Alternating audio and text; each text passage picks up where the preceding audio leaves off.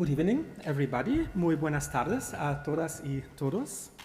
Dear representatives of the embassies of Costa Rica, Uruguay, Guatemala, Ecuador, Dominican Republic, and El Salvador, dear colleagues, students, interested public, and other guests, a warm welcome and a very special welcome to the Ministry of Foreign Affairs of the Republic of Costa Rica, El Chancellor, Rodolfo, Solano, and Quirós. He just arrived, and we are very happy that you're here, coming from Glasgow, if I understood right, and he will also comment afterwards our three presentations. So what an exciting moment that after a year we already started the research network in September 2020, that we can here meet in presence in the Diplomatic Academy, and that also people via Facebook can be present at this event. I'm very happy that we can gather here, and special thanks go to the Diplomatic Academy that they give us this great and very a traditional venue, and that we can really meet in person.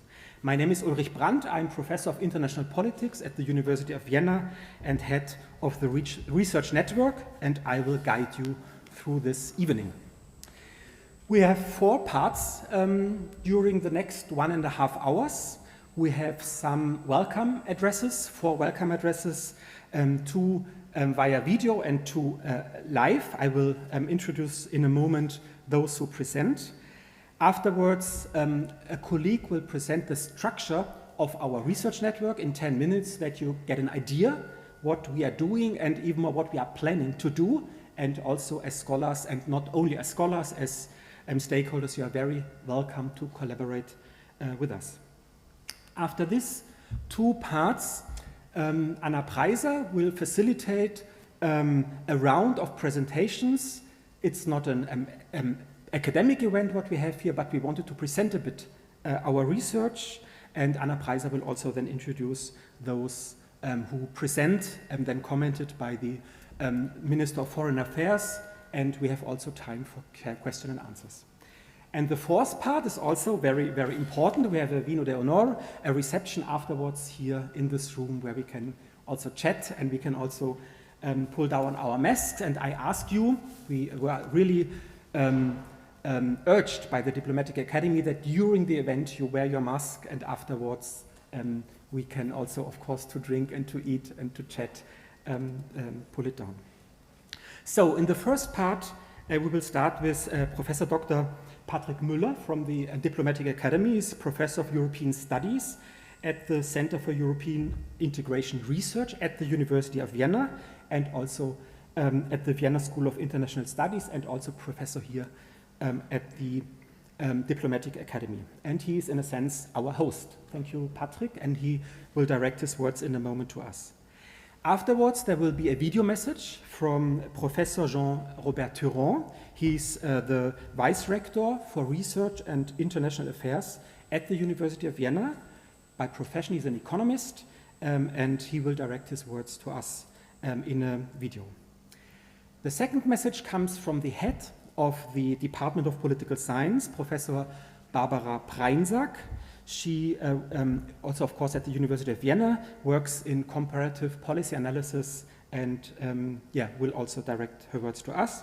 And at the end, Dr. Marieke Zimburg from the Federal Ministry of European and International Affairs, and she's director of the Department for the Americas. She will direct her words to us here in presence. She studied History of Arts and Spanish in Graz, and did a postgraduate here at the Diplomatic Academy, if I got it right, and then afterwards joined the diplomatic service, and it's an honor also that you are here.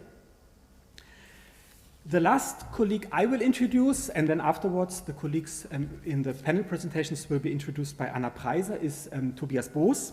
He works as a postdoctoral scholar at our department, and he is deputy head of the research group Latin America. His fields of research are social structures, recent changes, populism in Latin America. He just published a book, Populism and the Middle Class, and Analysis of the Kirchnerist Governments in Argentina.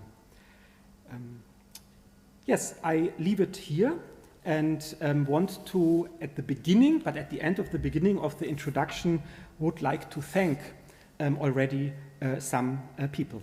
Of course, that you are here, that you integrate with us our research network, which is really a pleasure and an honor. I would like to thank very explicitly the Rectorate of the university, which gives us the trust, and the Vice Rector will explain it in his presentation, that we really build up a sustainable research group. It's not only hopefully for 4 years, but it will last longer. A special thanks goes also, maybe for some at surprise, but I would like to take the advantage of this moment to Dr. Smolina from the Ministry of Education and Research, who had also the trust in us to finance a research group before this research network with money from the ministry. He was kind of an incubator to give us a first moment to structure our research. Many thanks go to all of them who planned this event, who are participating in this event, and who are also backstage, if you like, to make possible that we can here communicate together, but also be present via Facebook. And the very special thank goes at the end to our real power engine behind this network, which is Magistra Ingrid Fankhauser. Where is she? Over there.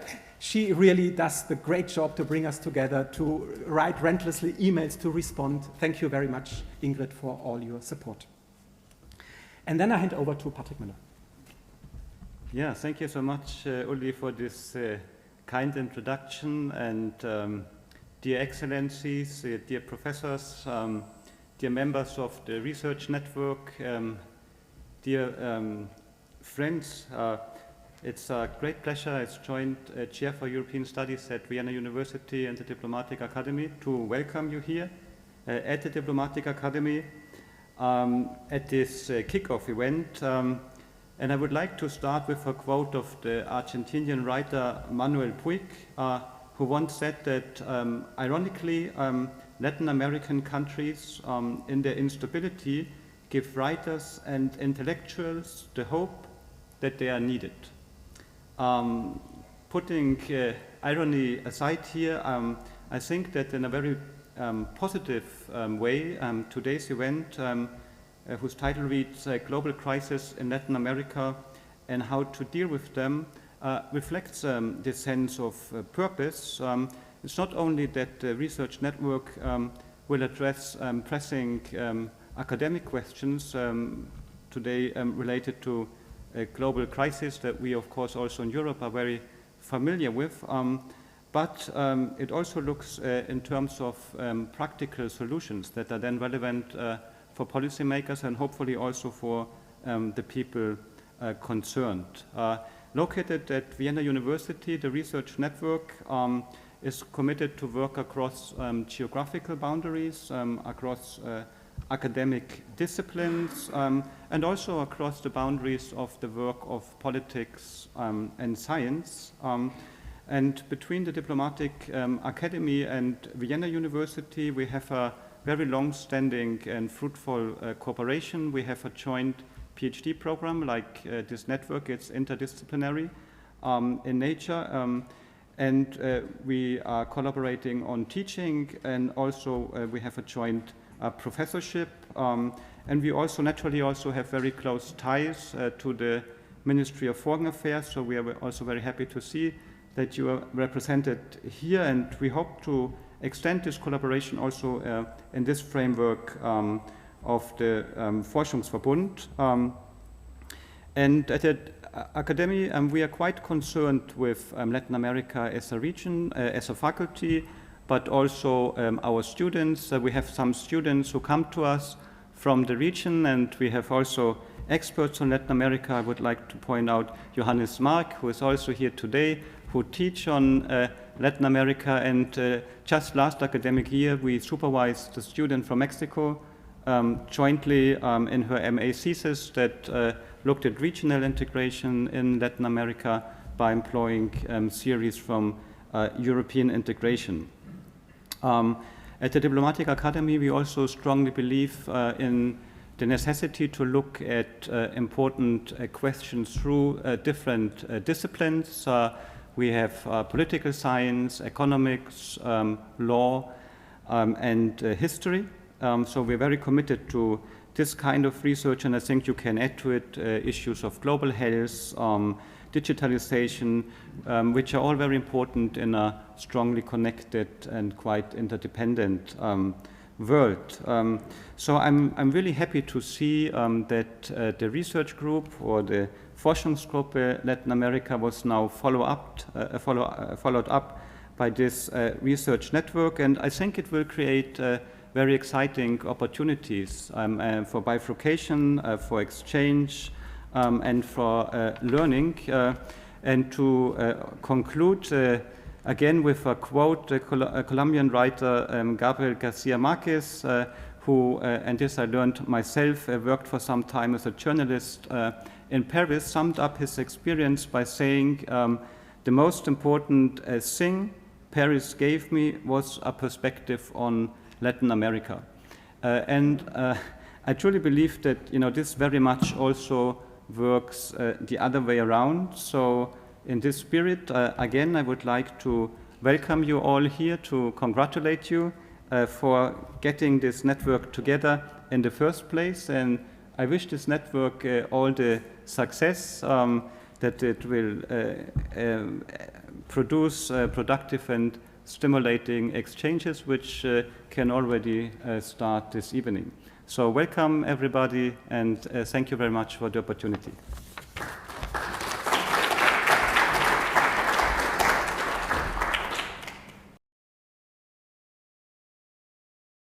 Ladies and gentlemen, dear colleagues, it is a great pleasure to say a few words of welcome to the kickoff event of the Research Network Latin America on behalf of the Rectorate of the University of Vienna. But before I do, I would especially like to welcome and greet, and also on behalf of Rector Heinz Engel, Andreas Rendel, who is the Director of the Department for the Americas at the Federal Ministry for European and International Affairs of the Republic of Austria, and Rodolfo Solano Quirós, the Foreign Minister of the Republic of Costa Rica. Let me start by saying a few words about the University of Vienna and why we sponsor and support the Research Network Latin America. The University of Vienna is the largest, oldest, and in many fields of research, also the leading university of Austria. Importantly, the University of Vienna is an open and internationally oriented university. This openness manifests itself in many ways. For example, in numerous international research projects, as is documented by more than 2,000 scientific publications registered in the Web of Science we publish with partners in the international scientific community every year, and by about 1,000 incoming and 1,000 outgoing students in a typical year. Now, these activities have obviously been somewhat hampered during the current pandemic, but we are committed to keep these relations up and even strengthen them in the future. And in doing so, we will, among other resources, draw on the dense network of partnerships we have with more than 160 partner universities around the world.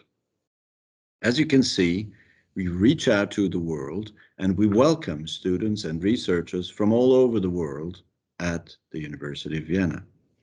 And as a consequence of this international orientation, we are a top universities in terms of internationality. This is, for example, confirmed in the ranking of the Times Higher Education, where we are placed on rank 11 among the most international universities in the world. Now, Latin America is of particular interest to us. While we have many research collaborations with partners in Latin America, we even maintain a field station, so-called La Gamba in Costa Rica, to enable our scientists to study the tropical rainforest. And we maintain 15 of the university partnerships I mentioned before with Latin American universities. We're also keen on studying Latin America in economic, social, and political dimensions. To this end, the Rectorate of the University of Vienna has established and decided to generously fund, about a year ago, the research network Latin America.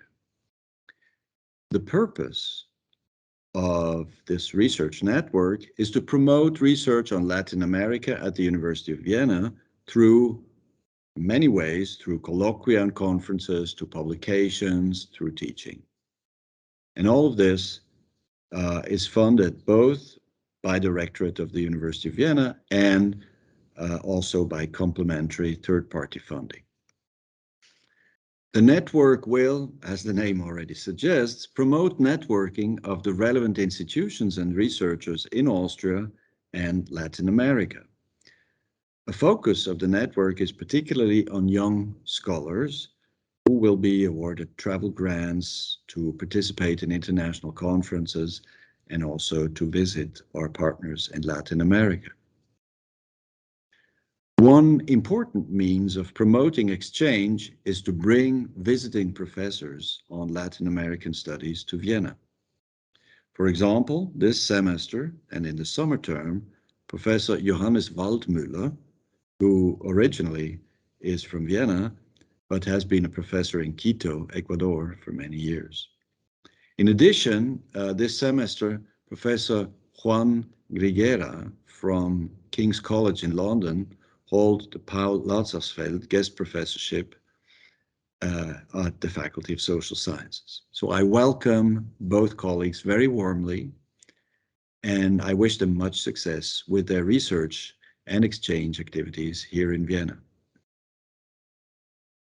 We are already looking forward to next year in February, when Christina Dietz, who is a specialist on Latin American studies, will join us from the Free University of Berlin as a professor, and she will further strengthen the field and of course also the research network in particular.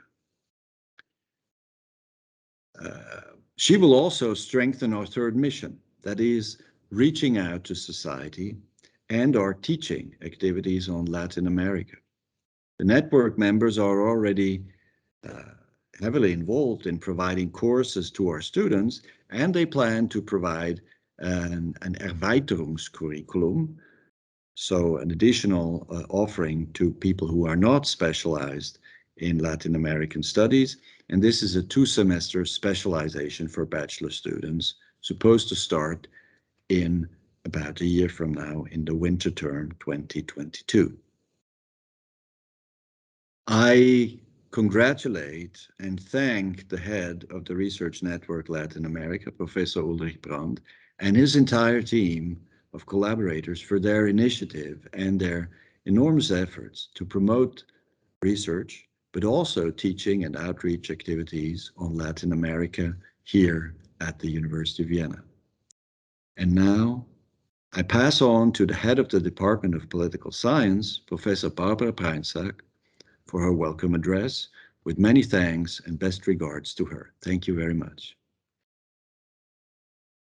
Dear colleagues at the Research Group Latin America, and dear friends of the Research Group, and colleagues at the Diplomatic Academy, and everyone who is here today, my name is Barbara Prainsack. I'm the head of Department of Political Science at the University of Vienna, and I have the pleasure to say a few words today, marking the celebration of the Research Group Latin America.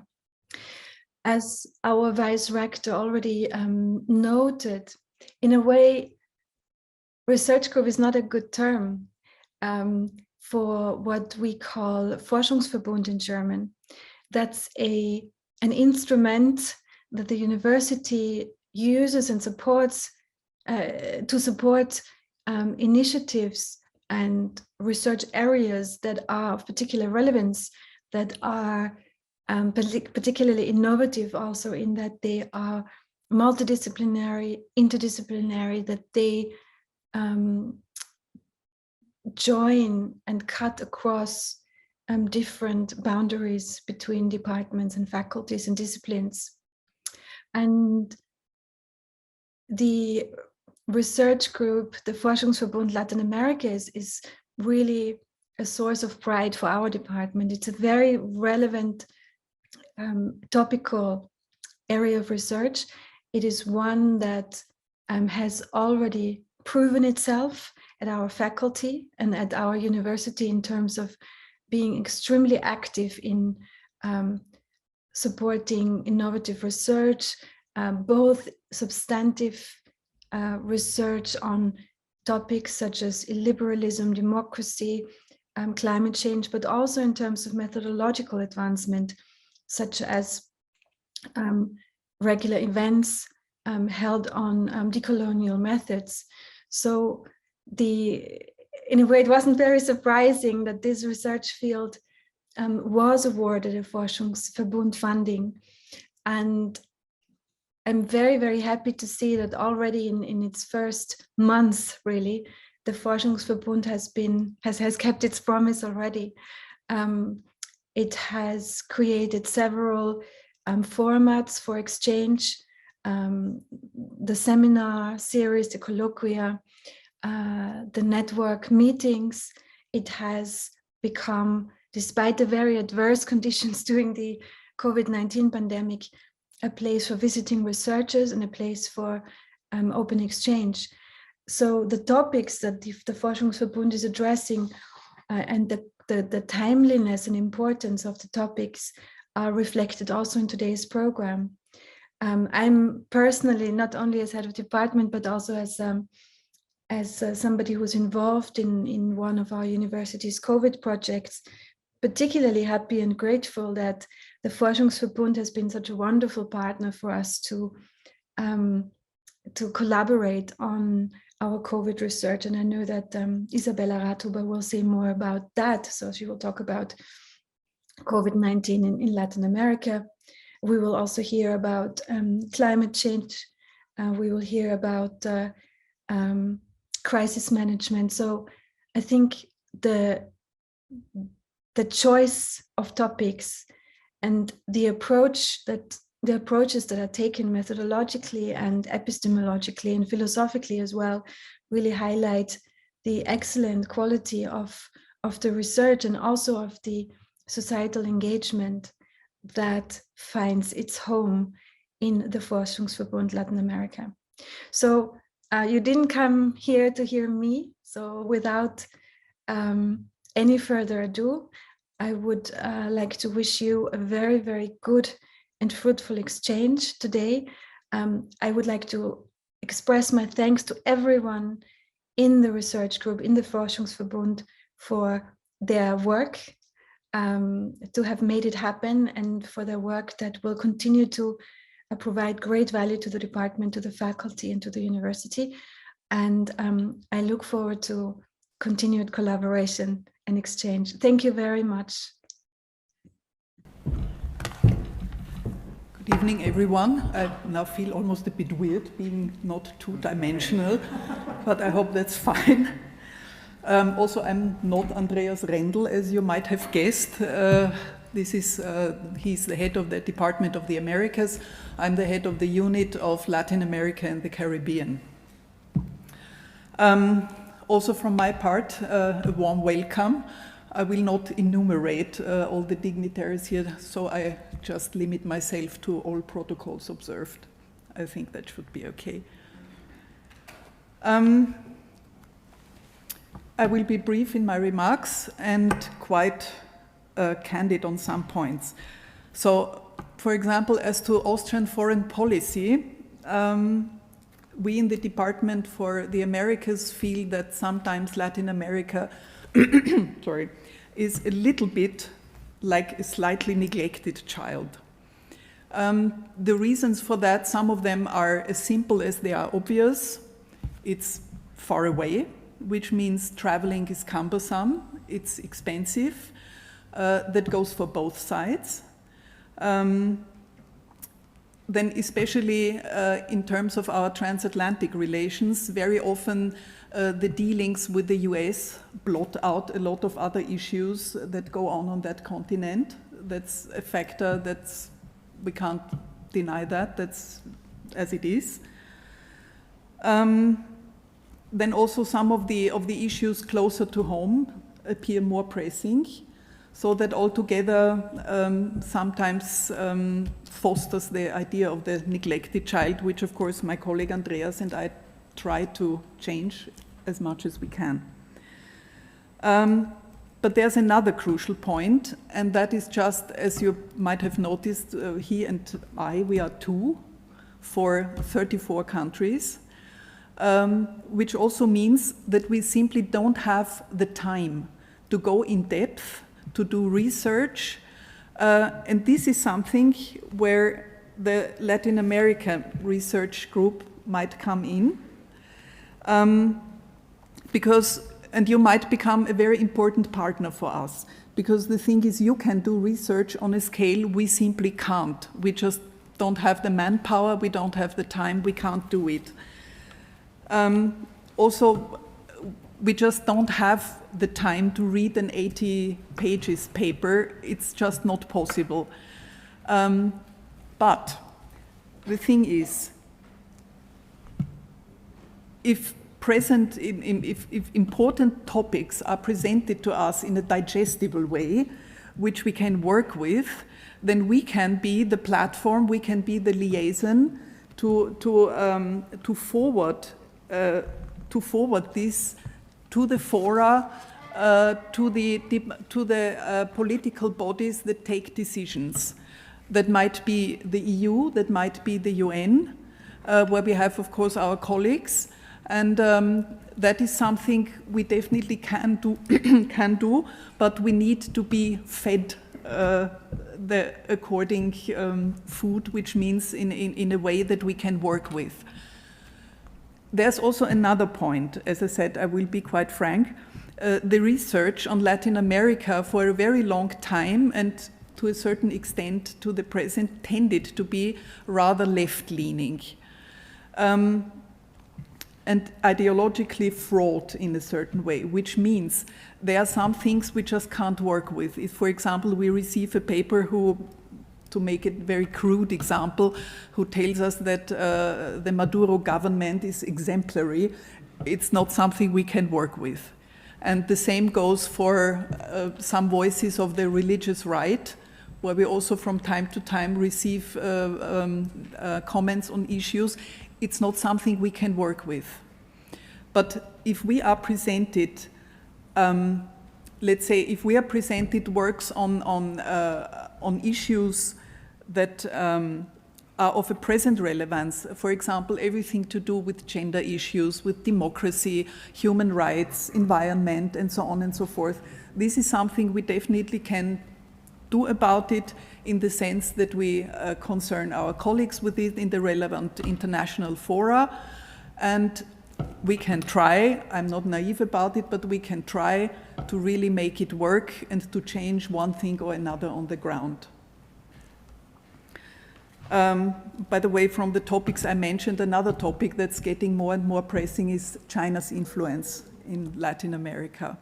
So if that is something we could work together in one way or the other, that would be very welcomed by us.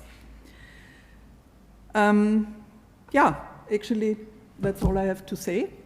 And I'm looking forward to the other presentations. Thank you very much.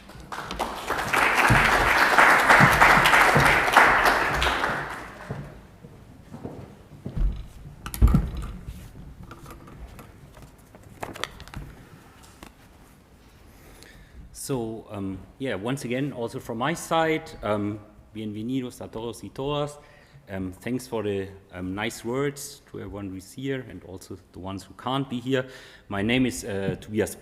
As Ulrich already said, I'm Deputy Head of the Research Network Latin America, and I have the pleasure to present the structure, the objectives, and the activities of the research network in a more structured manner, as we already heard some of the key activities we are having. So I will try to keep it really short, but we have a new webpage. You can see a lot of these activities there, so feel free to go there and check for more details. So let's start with some background facts we already heard about. The Research Network Latin America was founded 1 year ago in September 2020, and the Research Network is an initiative by the Rectorate to promote inter- and transdisciplinary research on Latin America at the University of Vienna, but also, as network also implies, beyond the University of Vienna. However, there's some predecessor, as we already heard about. That is the Latin American Research Group that was funded by the Federal Ministry of Education, Science and Research during the period of 2017 and 20. So we are very happy that the Rectorate decided to pick up the threads and continue this experience through the research network for at least the next, now 3 years, but for 4 years in general. So what's the idea behind the research network? Although the research network is based at the Department of Political Science, it aims to bring together research from all disciplines at the university. Therefore, we as a research network see ourselves as a hub, as an infrastructure, you can maybe say, that brings together existing research, promotes collaborations within the University of Vienna and beyond. To achieve this goal, we think it's crucial to cooperate with already existing institutions, organizations, as for example the Austrian Latin America Institute, LAV Austria, etc., which were key and are key in the research on Latin America in Austria. And we think that the research network, or we think of the research network as an addition to these already existing well-functioning structures. So there's a core group, you can maybe call it, which tries to promote this infrastructure provided to other researchers too. That is, as we already heard, Ulrich Brandt, who's the head of the research network. It's me. It's Isabella Radhuber, is a postdoctoral researcher at the network. Ingrid Fankhauser, who's doing the coordination, and as Uli already said, is the motor behind all this. And Anna Preiser, who's a pre-doc at the Department of Political Science. However, we, the core group, explicitly see ourselves as facilitators. Right? The research network is intended to serve all researchers in the field of Latin America at the University of Vienna. Therefore, you could say maybe we follow some kind of bottom-up approach in the activities of the network. That is, activities are basically designed departing from the needs of the ones who actively participate in the research network.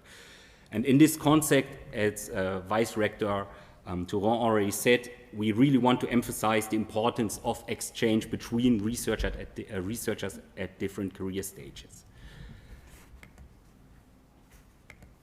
So, what are the main objectives of the research network? I would say we have 5, there are more, but these are the 5 principal objectives of the research network. The first, and already mentioned, is to bring together research on Latin America from various disciplines at the University of Vienna and Austria in general, and extend international networks. For this purpose, we designed different formats. On the one hand, there's the colloquium that was already mentioned, which consists in public panel discussions mostly. On the other hand, we organize what we call talleres de investigación. These are research workshops that bring together participants of the research network to discuss their research, address questions of method, etc. On the right-hand side, it's really small, maybe you can see there. You can see some of the activities we did during the past year and what content we worked in there. Another key element of these research activities are our guest professors and visiting scholars that were already mentioned. Last term, we had Sabrina Fernandez from the University of Brasilia, who joined as a senior research fellow at the department and in the research network. And this winter term, Juan Rica from King's College and Johannes Waldmüller, I guess, professors at the research network. Johannes Waldmüller will present some of his work in his keynote later. So in addition to these research activities, we hold twice a year these meetings with all participants to see what are activities, what is needed, and so on. And we also do capacity building activities. As for example, last month we did a media workshop which should serve researchers in the question of how to address media, how to get in contact with media, and so on. And we also do dissemination of events, call for papers, publications, and so on through our network.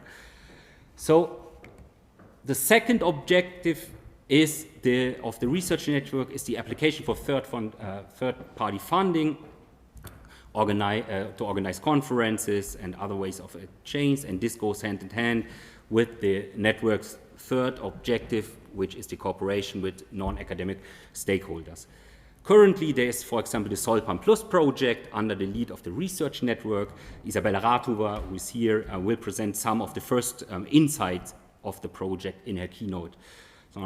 But there are also other activities, as for example, the doc team of the Austrian Academy of Science. Marcela Torres is here, who is a member of this doc team, and she will talk in her keynote later on the research of the doc team.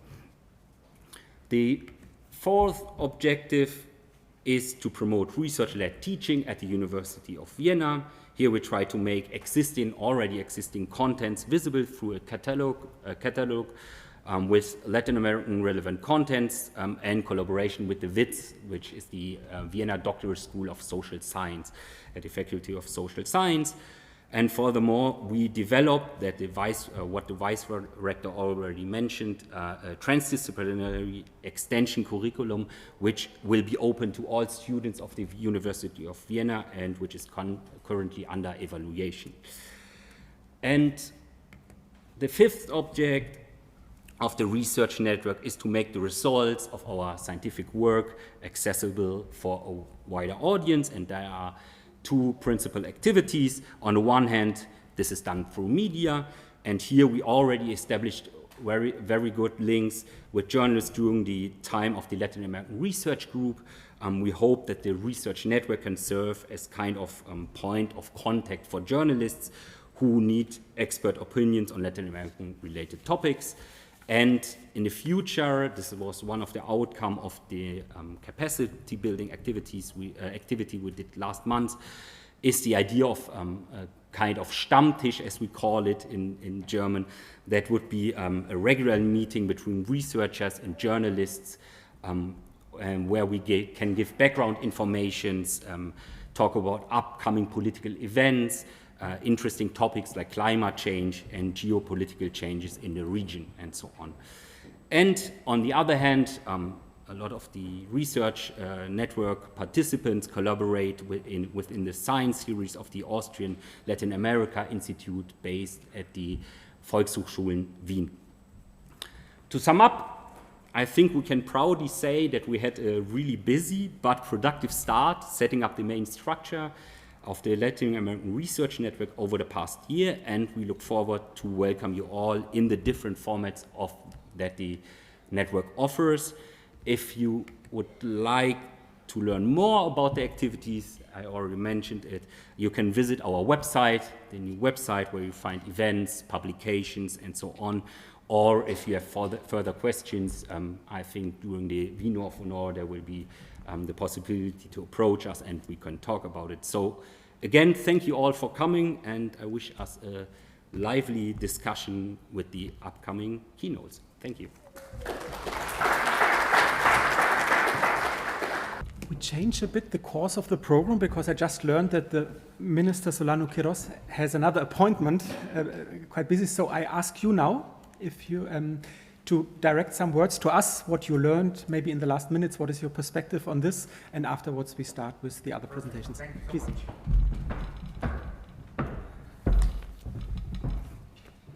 Good evening, all of you. It's my great pleasure to be here. Actually, I prepared some words, but after I pay attention to the presentation of the professor, I need to start saying that in the 21st century, and after the pandemic, distance is not an excuse anymore.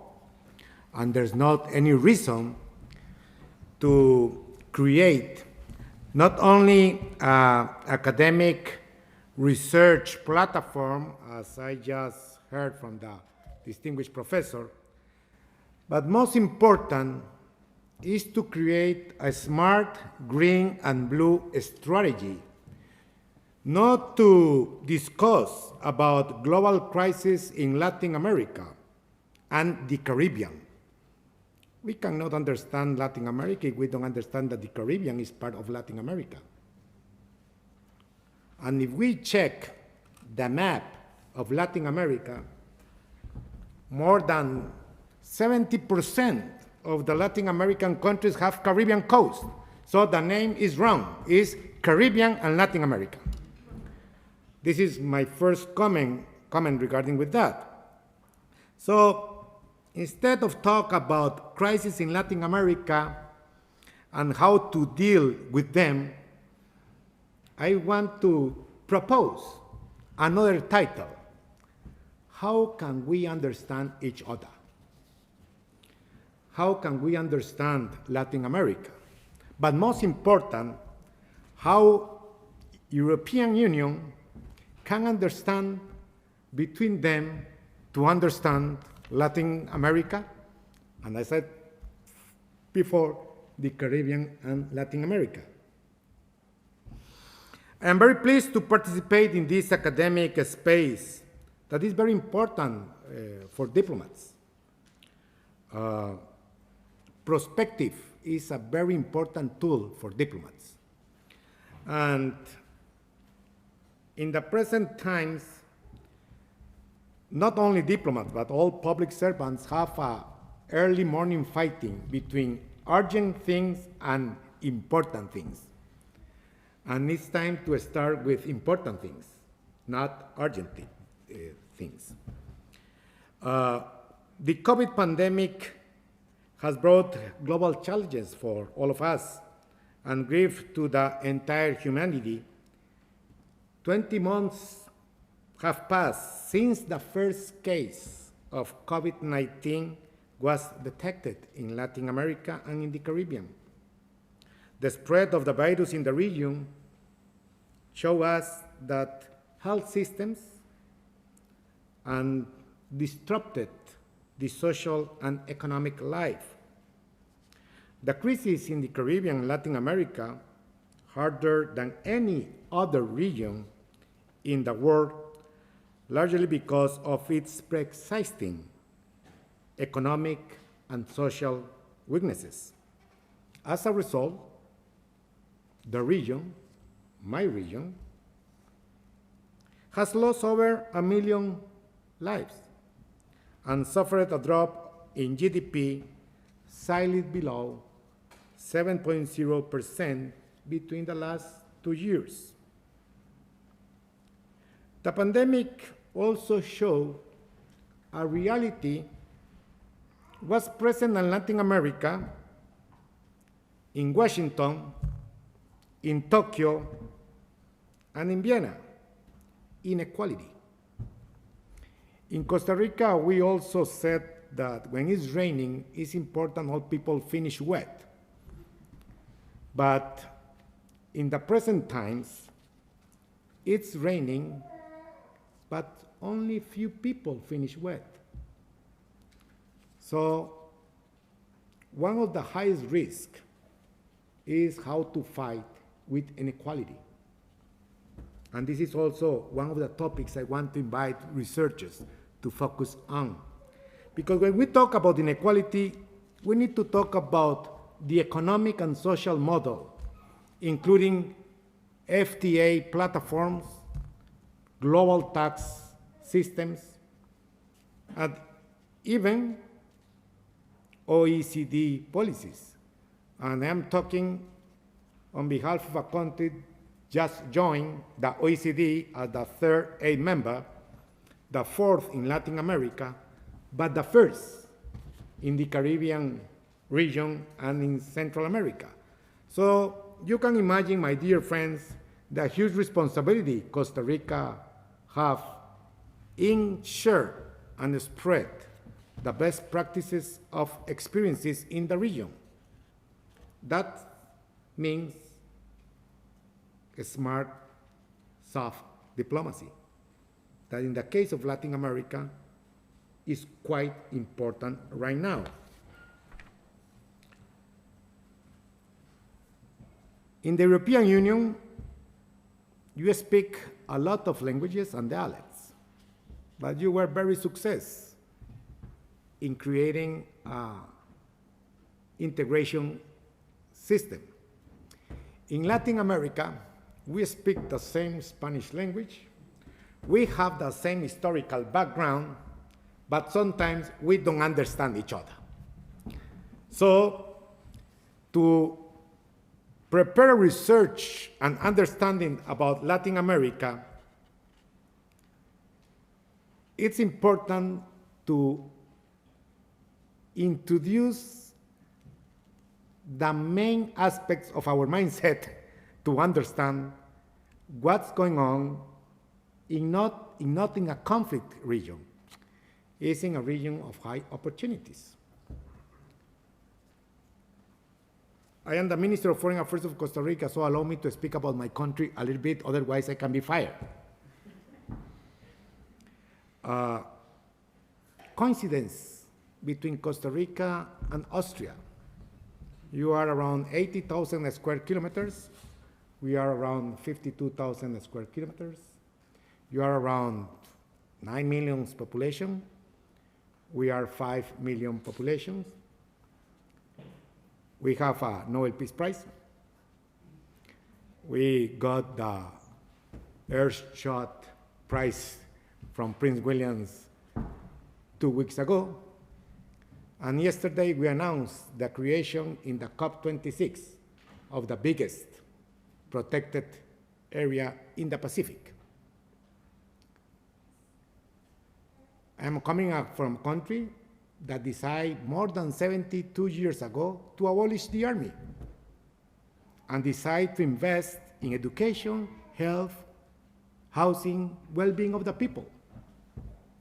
My grandfather and my father abolished the army 72 years ago, thinking in myself. So, in this year, when Costa Rica is celebrating 200 years of independence life, we are very happy and satisfied what we achieved.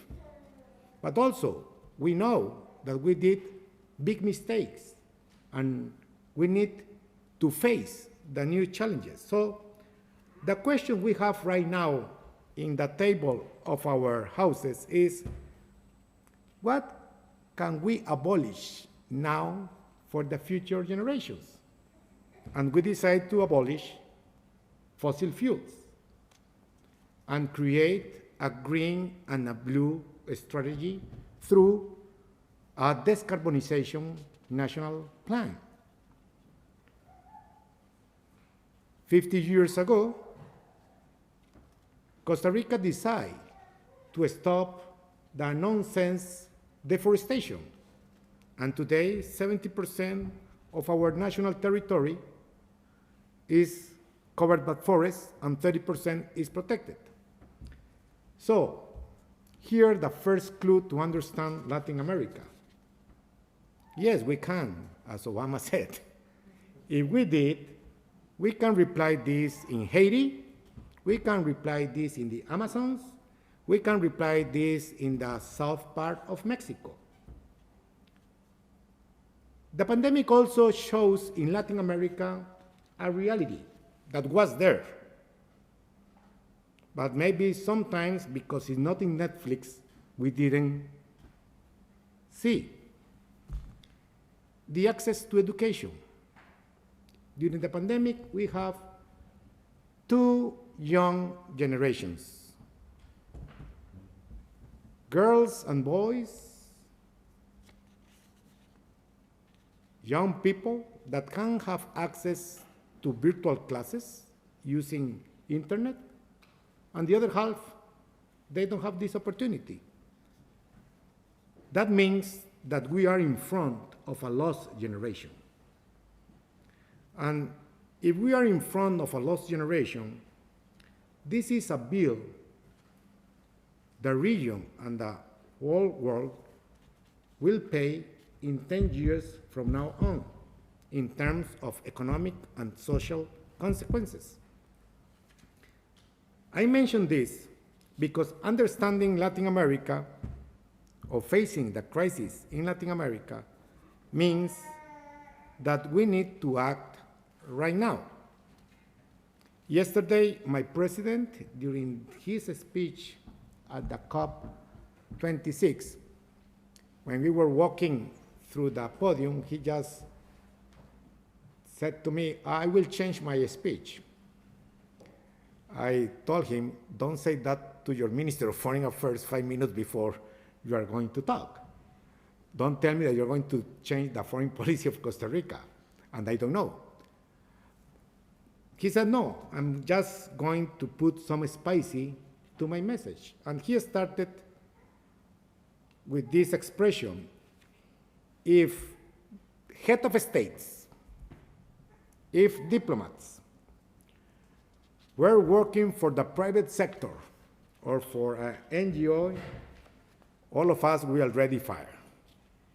Because we are not attending the mandate of the board of directors of the owners of the company. Save the planet. We are not doing that. And my president also said yesterday, and my president is 39 years old. I'm older than him. My president said, we need to stop blah, blah, blah, and start the action. What I'm trying to tell all of you, my dear friends, is that Latin America can be a very research lab option to understand ourselves, but at the same time, it's a great opportunity for a country like Austria that share with countries like Costa Rica, Panama, Dominican Republic, and others in the Latin American region universal values: democracy, respect of the human rights, but also promote human rights, and freedom of expression and freedom of press. Those three elements are the main pillars of the genetic map of Latin American region.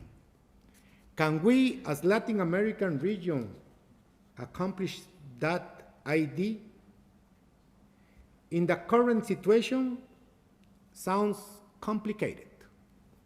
We are dancing between populism to authoritarianism. We have a lot of risk. We have problems of leadership, and not only in Latin America, by the way. I always defined the weakness of leadership: if you have two glasses, one with water and one with sand, and you are thirsty, but you don't distinguish which glass have water. Because the people who are speaking to our people are the wrong people. We have empty chairs in Latin America and in the world. And we need the right people taking care of those empty chairs. That's why I really celebrate and congratulate that we can create a space of research, of course, but also we need pragmatic research. And when I mention pragmatic research, is to make the right information to the making policy process to take decisions. I just had a meeting with the Minister of Foreign Affairs, and we just signed a partnership between Costa Rica and Austria. And we can deal together in the multilateral arena and in the bilateral arena in three main areas: political dialogue, cooperation, and of course, trade and investment. Those three elements we need to focus through research and academic work that is going to be very useful for us. My only advice, my dear professors, you need to criticize also the foreign policy, because sometimes foreign policy is like in a fishing tank. So we need to mention clearly what's wrong, what can we do better. I always said that the academia is like the conscience of diplomacy. And we need to understand diplomacy in a strategic way, but now in the present time is more like a tactic way. That is different, strategy and tactic. So I just want to share with you three main comments regarding with Latin America and with the role the European Union can play. First of all, we need to increase cooperation in the three pillars I already mentioned: democracy, promotion of human rights, and freedom of press and expression. This is the main idea we need to start talking with. Otherwise, we are going just to continue looking around Maduro's examples, Nicaragua's examples, or in African countries, a lot of different examples.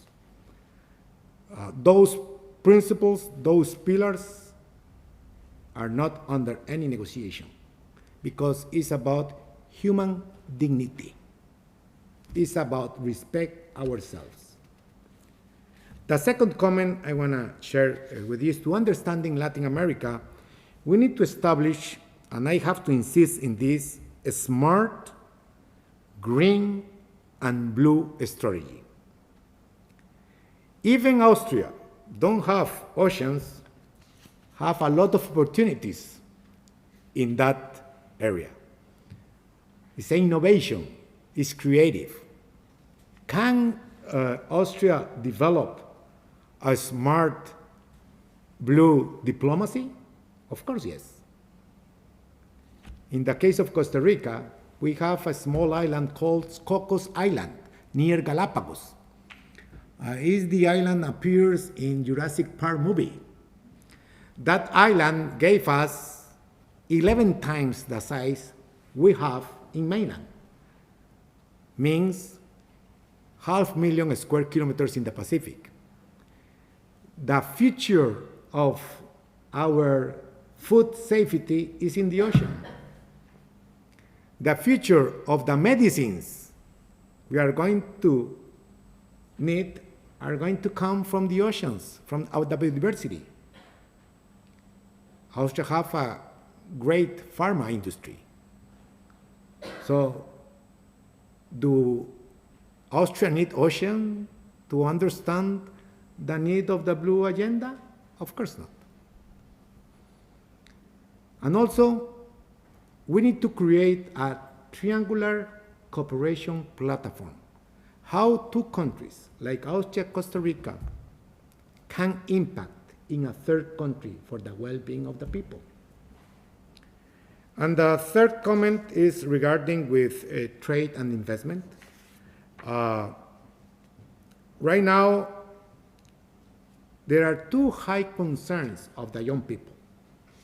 Number one, climate change, and number two, jobs. What type of students we want to graduate from our universities when they finish with a diploma in their hands? Job creators or job seekers? I think the answer is but that we need to create a platform that our graduated students become job creators. And that means we need financing. In the case of climate change, it's a great opportunity for green jobs. In the terms of oceans, in blue jobs, through research and development. I just mentioned these three elements because those are bridges that connect Austria and Latin America. And there is an empty chair in Latin America right now. It's not about only the fighting between China and US. They can continue fighting, but that chair is empty. It's not about India. It's not about Japan, even Korea. Because there is a historical connection between Latin America and Europe. Historical background. So I invite the researchers of this amazing project to contribute to find who is going to sit in that empty chair. Thank you.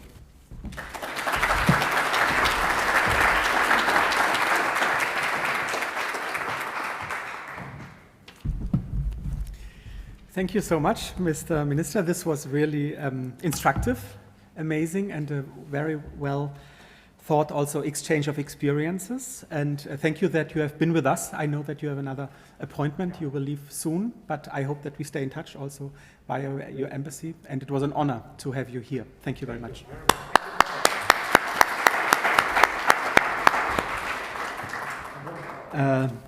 I want maybe too much today the head of the University of Vienna, and I forgot in my presentation to name and to underline, to highlight another predecessor of our research network, which is before the research group, the Latin America Institute of Austria. And Andrea Eberl, the director, is here. And I want to mention this. I was also for a long time member of the board, and the Latin America Institute created also with a lot of cultural work, with a lot of teaching, but also a scientific atmosphere, bringing together the scholars. And yeah, I just want to mention and highlight this.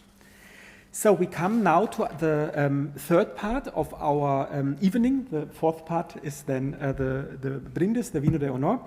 And I hand over in a moment to Anna Preiser.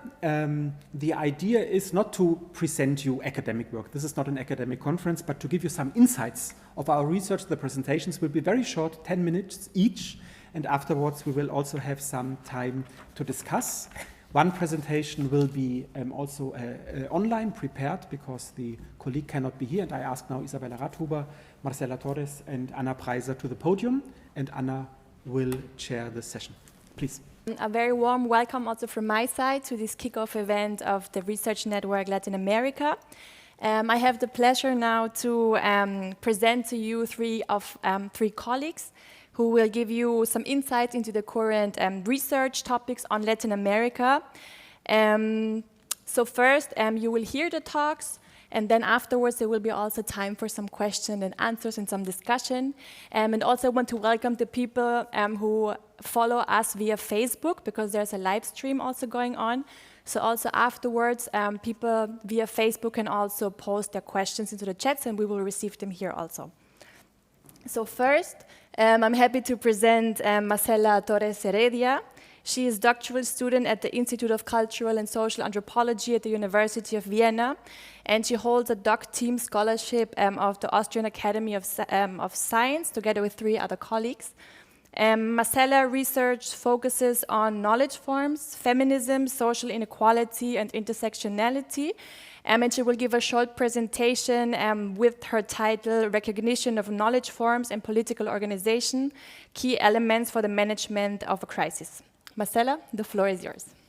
Thank you for everybody to be here, for the words that precede myself. They are really interesting insights and perspective about Latin America research perspective or possibilities. We are living in times where the word crisis has gained importance and is continuously used in a variety of contexts. Particularly the challenging times we are living remind us about the vulnerability of our ways of life. We are still experiencing a global pandemic which has caused the exacerbation and greater visibilization of different social inequalities. We are also experiencing visible changes in the climate and their consequences in various geographical areas. All this makes us think about the capacity of humanity to cope with such challenges, what we can do about these situations. One more thing should be mentioned. The consequences of these phenomena are not the same in all contexts. There are differentiated impacts, which in order to be understood require an analysis involving a multiplicity of factors or variables that take into account the specificity of the context and involve a diversity of actors as agents of knowledge, able to contribute to our understanding of complex phenomena, as well as the developed strategies to face them. These were exactly some of the bases that lead us to create an interdisciplinary research team to address this complex question and to tackle the socio-ecological crisis in the Andean Amazonian region in Latin America. Here is the socio-ecological crisis clearly perceptible. For example, in form of Amazon forest fires, which have become particularly acute in 2019. Other impacts of climate change, such as increased intensity of the El Niño and La Niña phenomena, and the loss of biodiversity also have catastrophic effects of the livelihoods of various population groups. We have a team of supervisors from the University of Vienna and the University of Natural Resources and Life Science, composed by Ulrich and Daniel, Christoph Gerg, and Patricia Zuckerhut. They are guiding this process with their disciplinary knowledge and research experience. The TOC team is also supported by the Austrian Academy of Science, ÖAW. Yet, what we know is that crises are turning points. They are moments that also wield the potential for systemic changes or transformations. Therefore, our research concentrates on understanding some of the latent conflicts, their concrete experience, and focuses on analyzing emerging or already existing alternatives in this context.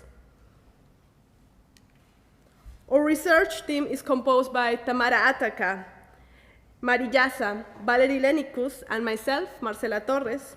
We come from different disciplines, namely social and cultural anthropology, international development, social ecology, and political science, and analyze together the socio-ecological crisis on the leg of experiences in Bolivia, Colombia, and Ecuador, building upon political, epistemological, ontological, socio-economical, and ecological insights. We have therefore asked ourselves which concrete subject of research we want to empirically explore in order to be able to research the crisis and make it understandable. For this reason, we are focusing on the use or overuse of land and raw material. This is because these are the most pressing and controversial issues in the Andean Amazonas region and have also global impacts. Therefore, it is central for the social structures in the region that are characterized by historical asymmetrical power relations and social inequality. The actors here do not only have different interests, they have different forms of knowledge. They offer, for example, different answers to questions as what forest and its ecosystem means and what perspective of social organization do we want to have. A project of this kind must take into account certain research principles. First, take into consideration different social contexts and identify both their constants as well as their specificities. This part is a comparative perspective of the project. Secondly, it must take into account the actors that move at different levels, on the local, national, but also global level. That means a multi-level perspective. And thirdly, it must approach the actors who live and experience the phenomena and integrate their perspective in this dialogue, which requires a serious and respectful approach to the research partners.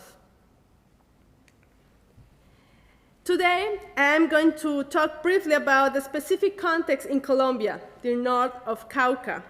This sub-region is a complex scenario of multiple actors influencing the relations in the territory.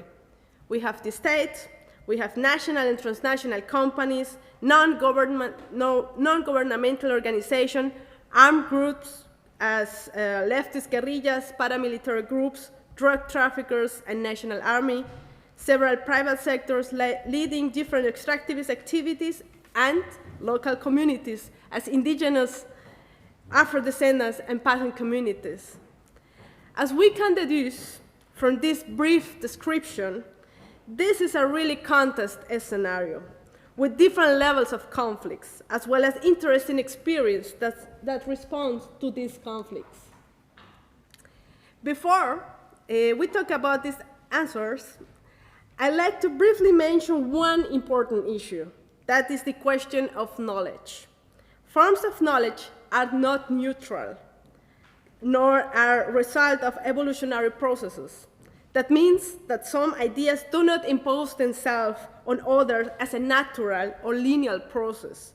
There are many power relations playing a role, and produce that we have access to certain knowledge forms and we ignore others. Knowledge is not abstract, and not the product of brilliant minds, but responds to specific contexts in which it's produced. It is not individual. It is the result of historical and communitarian processes. Knowledge is not only abstract. Knowledge is directly related to the material forms that surround us, and thus has the capacity of appropriating existing elements and use them to respond to concrete situations.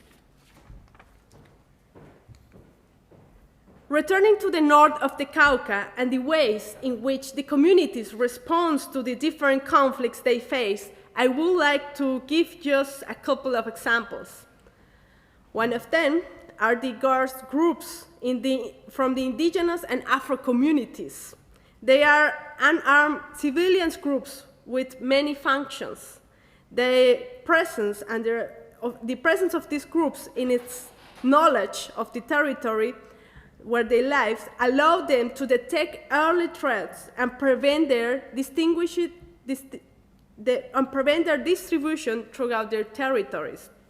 These threats can be of a human nature, such as illegal armed groups, but also non-human nature, such as the COVID virus. The next example refers to medical care.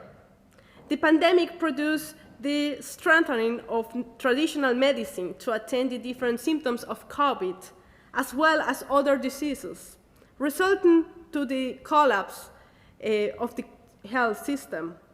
This knowledge present in these communities was transmitted and used thanks to the organization forms and presence of communitarian-based organizations. And this is what the title of this presentation is about, that these forms of knowledge require a certain kind of organization in order to be operational and to offer alternatives to conflicts or crises. On the other hand, forms of organizations require certain forms of knowledge, and this can be expanded based on experience in different contexts. We are all in a permanent learning process. We should not lose our capacity to be interested in topics that can offer relevant points of view for our concrete situations.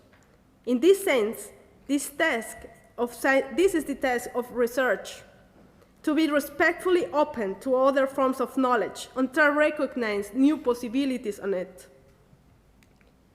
And this is precisely the goal of the Research Network Latin America, to open up possibilities and generate bridge of dialogue that allow us to continue our mutual and permanent learning process in Latin America, in Europe, but also globally.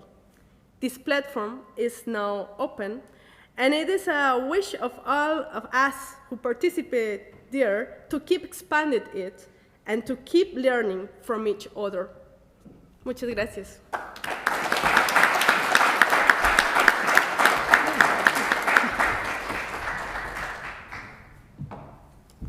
Thank you very much, Marcela, for your very interesting presentation and insights you gave us. We will switch now back to the screen. Johannes Waldmüller unfortunately couldn't be here in person due to health reasons, but he has prepared a video presentation which we will see in a minute. And if you follow us via Facebook, Johannes, hello. Currently and also for the next year, Johannes Waldmüller is a visiting professor at the Department of Political Science at the University of Vienna. He holds a PhD in anthropology and sociology of development and has been since 2016 research professor in environmental and development politics at the Universidad de las Américas and the Facultad Latinoamericana de Ciencias Sociales in Quito in Ecuador. And for today, he has prepared a presentation about climate change in Latin America between local sustainabilities and global inequality, which we please play now. Thank you. Good evening, everyone. My name is Johannes Waldmüller. I'm a researcher and professor at the University of Vienna. I'm part of the Research Network Latin America. Unfortunately, I can't be present today because I've been tested positive on the coronavirus a couple of days ago. I'm still recovering, but I try to convey my message today despite these issues. My talk is entitled Climate Change in Latin America Between Local Sustainabilities and Global Inequality. And what I'm going to talk about is the issues of how climate change is already affecting especially the coastal areas of Latin America, and how local communities struggling with that situation, but also adapting to the situation. And they do so in some forms that differ from global approaches to sustainability, sustainable development. But however, their practices, their locally very sustainable, resilient practices are of global concern and global interest. And I think one of the ideas here is to talk also about why should we bother about this situation? Why is it of relevance for us? Well, I try to do that, and I will bring to you this conjunction between the importance of local sustainability work and global issues of inequality that affect us directly. Yeah, why should we bother? Well, despite contributing less than 10% of global greenhouse gas emissions, the region's countries are already experiencing the tip of the climate change spear. There are all sorts of droughts and floods to glacier meltdown and other disaster risks and hazards that you might be familiar with. I can just tell you I've been based in Ecuador for the past 12 years, and during the past years we could not even leave the house anymore without using a sunscreen, sun protection of very high numbers, because the sun radiation has become so strong and so impacting. We know that if this continues the way it does, up to 20 million people in the Andes will have to move to lower places between 2040 and 2050. So this is quite soon. So sun radiation is already impacting the lives of people in a very striking way, but that's just one way. There are many other ways that are impacting. To give you an idea, here I have some figures from the World Bank. By 2030, climate change could push 3 million people a year into extreme poverty. Food and nutrition security will be severely impacted, with projected reductions of around 20% of crop yields for food staples such as beans and maize in Central America and the Caribbean. In cities, the poorest neighborhoods are often the most exposed and vulnerable to flooding. The 160 million people without access to safely managed water supply and the 350 million without access to safe sanitations are highly vulnerable to increases in vector-borne diseases, such as the global pandemic that we are currently witnessing already, and that is clearly linked to the deforestation of key ecosystems and forests. These economic impacts also translate at the macroeconomic and fiscal level. So this should already concern you because it will cause a major economic disruption at the global level. Within Latin America, it causes already by now the losses of about $19 to $27 million per year due to climate change. And these are very conservative figures, actually, from 2019. The situation is probably much worse now that we are getting away from the 1.5 target of climate increase, right, globally speaking. In terms of disaster risk, and this is the field I've been active in the past years, disaster risk prevention, we see that disaster risk is growing globally. The red line signifies disaster risk that is linked to natural hazards, but also anthropogenic or human-made issues. And we see that also Latin America has a increasing curve. Now, what I would like to focus on now for the next few minutes is how disaster risk is linked to causal change, to multiplier effects that affect us globally. And this is why the situation of Latin America is so particular in certain respects. Not only Latin America, of course. Others are very particular too. And to some extent, some parts of Asia have a similar situation. But Latin America is vital in a certain way that I will try to carve out here for you in a moment. I would like to figure, especially on the issue of sea level rise. These are figures here from the Economic Commission for Latin America, CEPAL, and they project a rise, again, very conservative estimates based on the 1.5 estimation of global climate warming, and it's very likely to be that we are right now that I'm talking, COP in Glasgow is going on. We will actually a temperature rise of more than 2.5 degrees.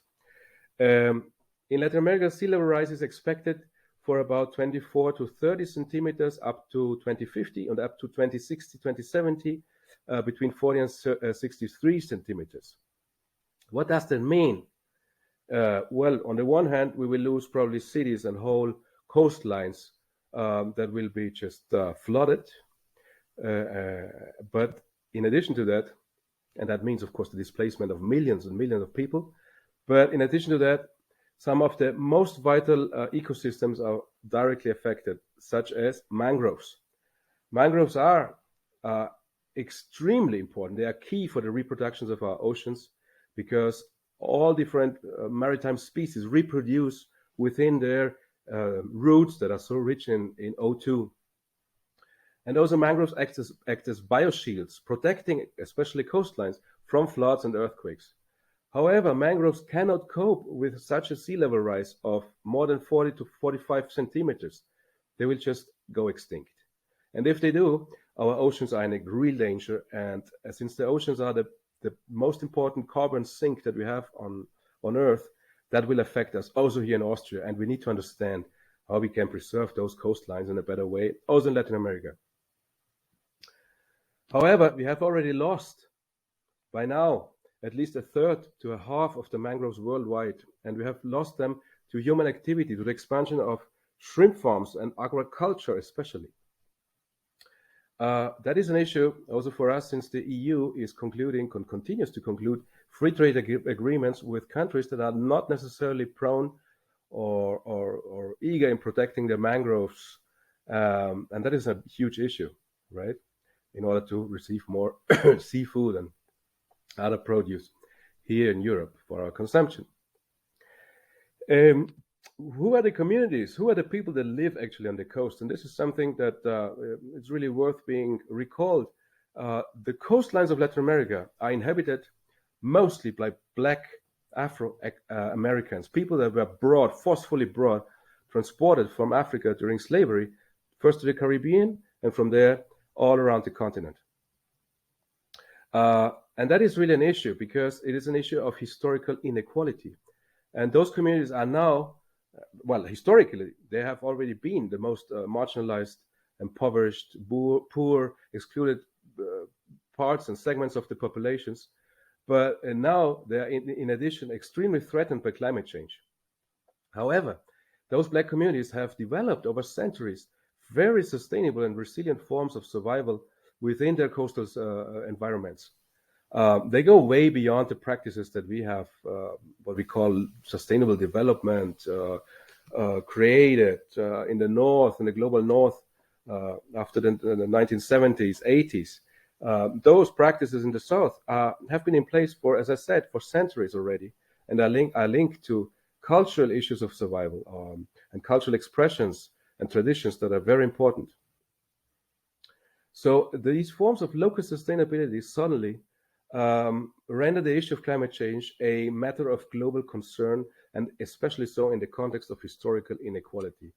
But in addition to that, it also makes very clear that, I'm just shifting here, that the crisis of the earth is not a crisis of nature in itself, but a crisis of society and a historical issue.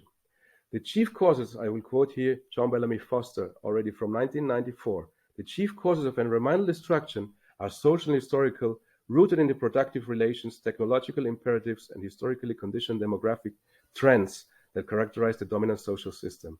This is why researching the issue of protecting the coasts and the impacts of climate change in Latin America are really so important for all of us, also in Austria, because the issues that are expressed there or that are included there are of direct concern. If we don't do it now, and if we don't do it well enough, ecosystem degradation will become a major issue, and it's already doing so, of human mobility. Especially so because once we have degraded the lands, and then we have contaminated the rivers due to the expansion of illegal mining and legal forms of mining, people lose their livelihoods. And once they have no other job opportunities, they turn to illicit economies, especially the trafficking of drugs and humans that has been so strong and increasingly so in the region, especially I'm talking here about Central America, Venezuela, Colombia, Ecuador, Peru, Bolivia, right? This situation of destroyed ecosystems, destroyed livelihoods, and missing opportunities, and now in addition to that, the impact of the global pandemic, right, brings millions of people to move from the places of origin to other places, and they start to migrate, and they are already doing so. And we have to really understand this connection between the connection between ecosystem destruction, historical inequalities, historical forms of exclusion and marginalization, and how they are linked to the current forms of global human mobility and ongoing threats that are linked to the increase of illicit economies and illicit activities. I'm thinking here about drug cartels, right, that are getting so powerful. And this is not an issue that we can just control or manage with more armament or walls or technology. No, not at all. These issues need to be tackled as what they are, and as I said here in my talk, they are fundamentally social, political, and economic. And this is what we try to do in the research network Latin America. Thank you so much for your attention, and have a good evening. So further on, thank you. Thank you, Johannes. I think we can applaud because he's online.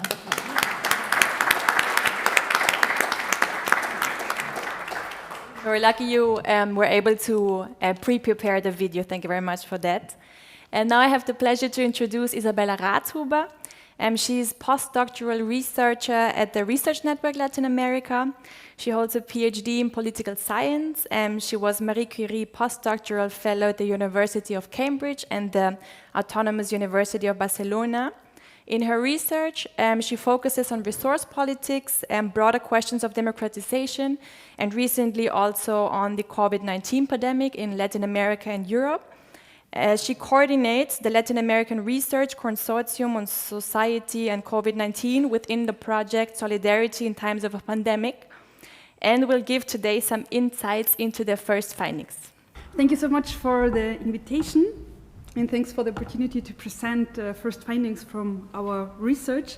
Thanks also for the very fascinating presentations of my colleagues, which I really enjoyed, and I hope we can discuss some more later. So I've been presented already, thank you very much. Today I will talk about COVID-19 in Latin America. I will present findings from our multinational study that I lead together with the research network Latin America. And in this study, we work together with country teams in 13 different Latin American countries. I will present first findings on the societal dynamics and everyday crisis politics up close that we find. Our research consortium is called Solidarity in Times of a Pandemic, Latin America. Sarita, Cooley, Adriana created this artwork that you see for the Latin American Solpan Plus project during the acute health and political crisis in Bolivia. With this painting, she proposes a vision of solidarity in the pandemic. It shows several women accompanied by children and men. Together, they weave a colorful loom. In the center of the loom is a person who has fallen ill. She's being treated with natural and local medicine, since this is within the reach of everyone when the health system has collapsed, as was the case in Bolivia. On the loom woven of colored wool, mutual care and solidarity are being represented in the planting and production of corn and the common pot that feeds the people. So we are the Latin American Research Consortium, Solidarity in Times of a Pandemic.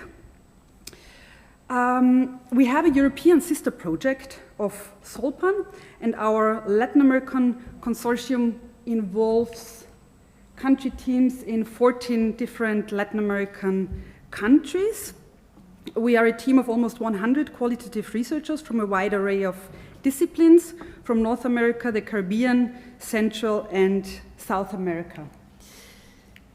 We ask, what are people's day-to-day challenges during the pandemic, and where do they find support? For example, in neighborhood or community support, organizations that offer help, or political programs. Even though we carry out a qualitative study, we do work with demographic categories, because we want to know the reach of our study. So we want to know people of what social strata, of what ethnic belonging, and of what urban and rural areas we reach in our online interviews that we carry out in the respective countries. We also work with a methodologically inductive design. We inductively developed a code book. We can maybe discuss this later if there is interest in these methodological points.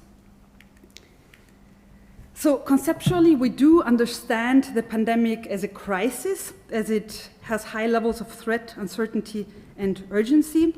We think that it's particularly relevant to do more research on the pandemic in countries and regions of the global south, because they have very rich experiences in dealing with crisis, and specifically with epidemic crisis. So if we have a look at Latin America, we see that already during the colonization, diseases have played a decisive role. For example, during the first 130 years after the conquest of the continent, about 95% of the people in the Americas died of epidemics. So we have a huge historical memory, and also in recent decades, there were several outbreaks of other diseases like dengue, Zika, or Ebola. We raise a question whether and how we encounter solidarity in times of a crisis. We think that solidarity takes on a special meaning and urgency in times of crisis, as it describes people supporting and providing for each other in times of need.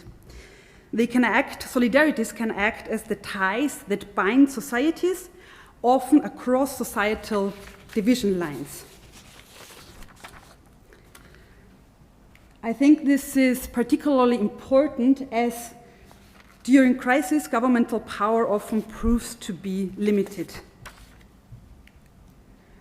In our interviews, we find that, as in Europe, also in Latin America, there is a strong social division.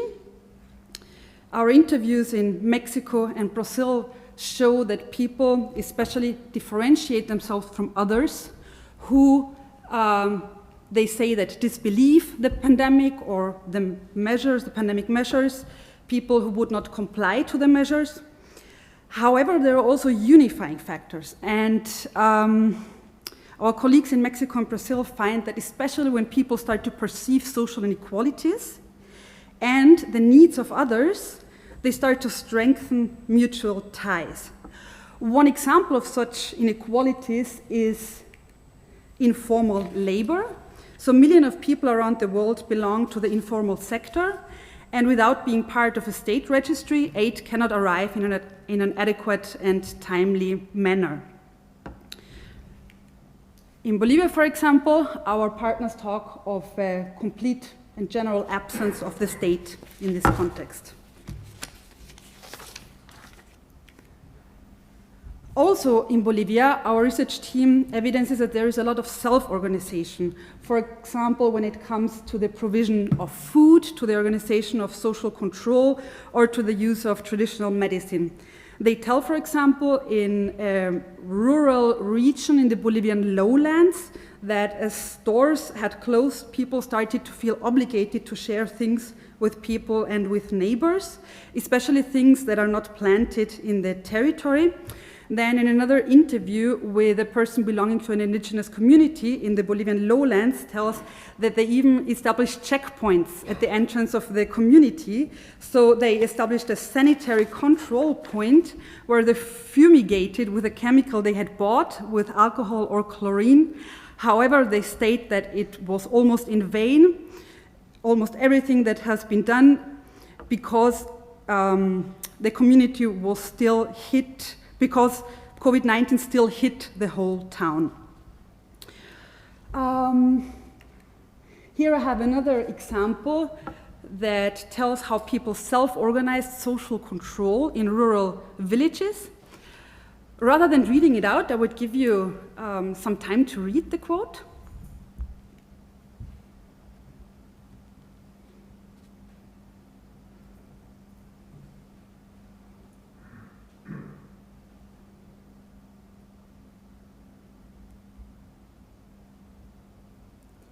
So to summarize it, the interview basically tells that in rural villages in Bolivia, they face a complete absence of the state. So they self-organized social control. They worked with sirens in order to tell people to stay in their houses.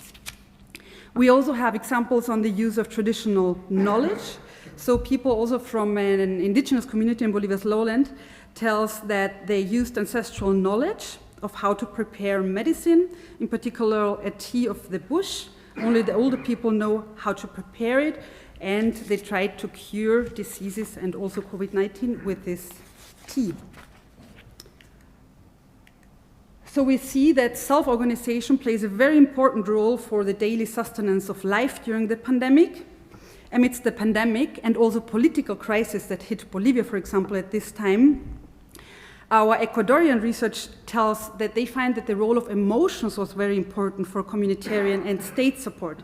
They analyzed the state of emergency in the coastal city Guayaquil, where the health system completely collapsed at the beginning of the pandemic. And they tell that communitarian and state support was only possible because people started to identify with the emotions of the people in the places. We have very different findings on what regards the presence or the absence of the state. Our Argentinian partners, for example, tell that the state is present, but initiatives in society, initiatives of support in society during the pandemic are independent from institutionalized measures. So they say that these are not enough linked. Finally, some of our research partners point to the role of global dynamics, and they particularly highlight how global dynamics hit different regions unequally. Here we have a quote from an interview of our Cuban research team.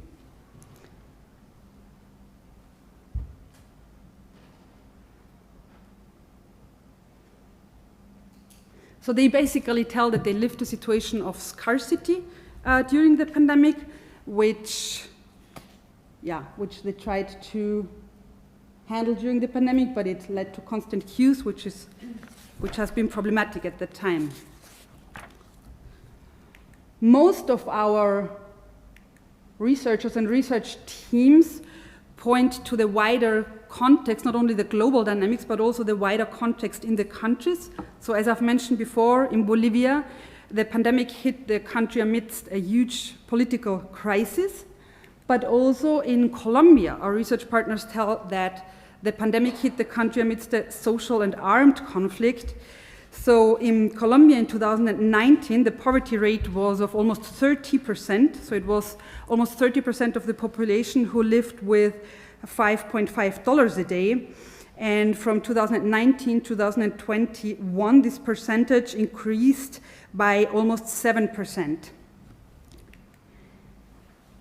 Here I have a quote that exemplifies the role of poverty and the role of the social conflict during the pandemic.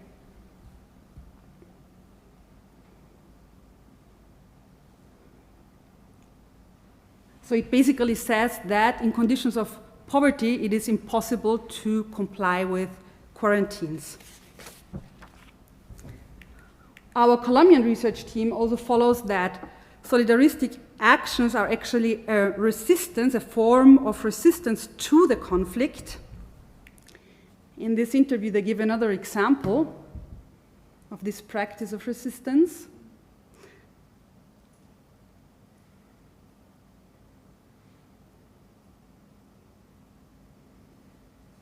So here we see that families who needed help placed a red cloth in their window, and then people organized and provided help. So in summary, what societal dynamics and everyday crisis politics do we find in our research findings so far? So we evidence a strong social division, however, also unifying factors, especially as people living diverse experiences start to perceive inequalities and the need of others. And it is there where solidaristic actions and especially self-organization develops. Self-organizations for the provision of food, for the provision of medicine, but also in terms of social communitarian control that people felt that was necessary at that time. People point to the importance of whether the state is absent or present during the pandemic, and also to the wider political and economic context. So how can we summarize the reflections from Solpan Plus Latin America? In this pandemic crisis, lines of social division became visible, but also unifying forces, self-organization, solidaristic actions, and we ask, how can they be politically institutionalized? What is the role of the state? And also, how do global, regional, and subnational dynamics affect regions unequally? Thanks.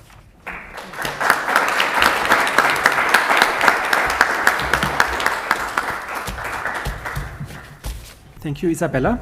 Anna, Preiser, and me just agreed another change of course. We started a bit late because of the traffic problems, and it's typical in a Latin American event that we go a bit over time, but now it's already late. The Vino de Honor, the reception is prepared, so we propose to move then to the buffet and to have the conversation with those who are present here. I'm very sorry for those who are on Facebook, online, and we're waiting for the discussion, but this is our starting point of the research network, and we will have other opportunities to discuss. Come on our colloquium list when you are interested in our information. And I invite Patrick Müller to close this evening. Thank you from our side for being here.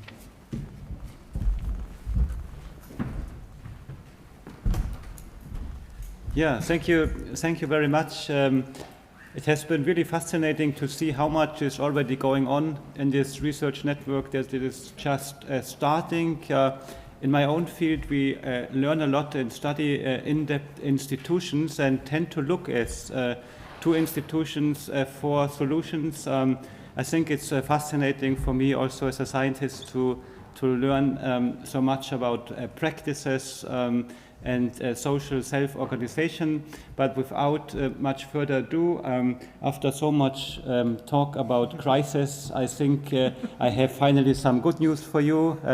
We have our Vino de Honor, and it's all already prepared, so I don't want to delay. And yeah, I hope that I will see you again in this framework, probably again at the Diplomatic Academy or in another context, and enjoy the rest of the evening. The best is still yet to come. Thank you.